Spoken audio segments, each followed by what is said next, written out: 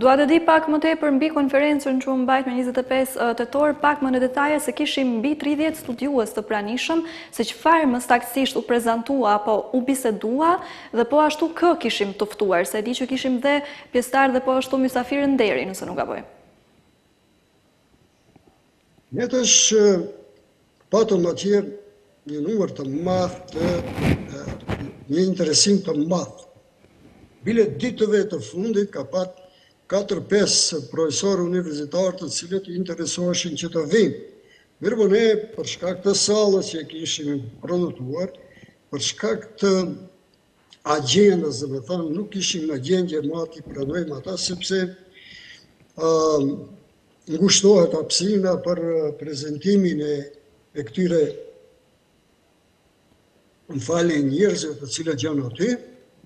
edhe u premtuam atyre se një herë tjetër ne do t'i marrim ata që të marrin pjesë në konferencë.